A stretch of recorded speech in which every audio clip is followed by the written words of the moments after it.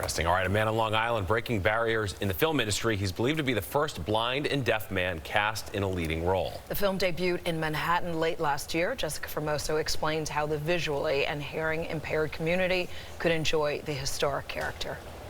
I have experienced many people who are afraid to approach me. The deaf-blind community is a community that is often forgotten. Afraid to help me do something like cross the street or read a communication card or engage with print on palm.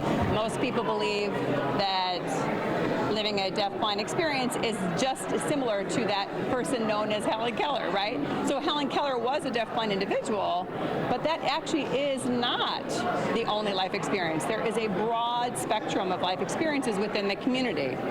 The Helen Keller National Center is working to break that stigma. Over a year ago, filmmaker Doug Rowland approached the center on Long Island to help him cast a deaf-blind man for his short film, Feeling Through, a film that is breaking barriers, casting the first ever deaf-blind man in a leading role. Oh, sorry. Feeling Through is about the unlikely connection between a teen in need and a deaf-blind man. I got you. When I was young, I've always wanted to become an actor so badly. It was always a dream of mine. Last month was the screening at the Landmark Theater in Manhattan. My experience watching the film gave me the chills. It's the first time that they showed people how and what in terms of a movie that embraces touch.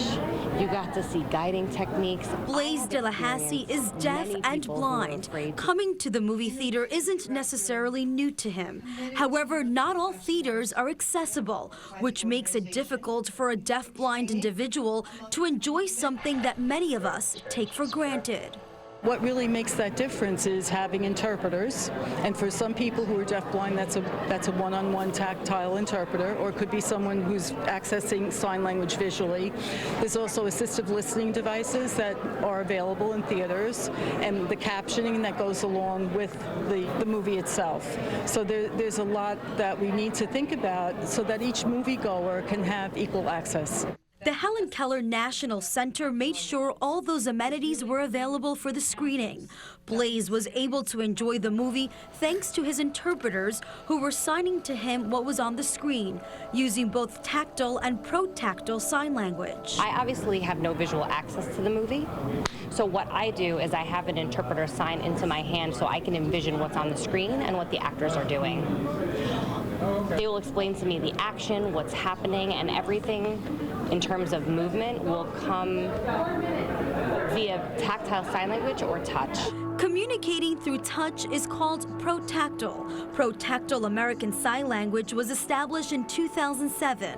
It's a philosophy and movement within the adult deaf-blind community. If I have an interpreter interpreting through tactile sign language for the language part and the action part, sometimes protactile is a way to express the point more clearly of where something is happening or where a particular movement is. For example, if someone in the movie is laughing, the interpreter can let him know by touching his back or shoulder. Touch is a communication technique, and now we're seeing it more and more throughout the deafblind community.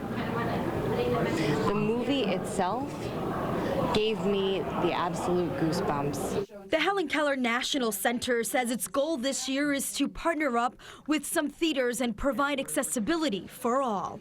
I'm Jessica Formoso, Fox 5 News.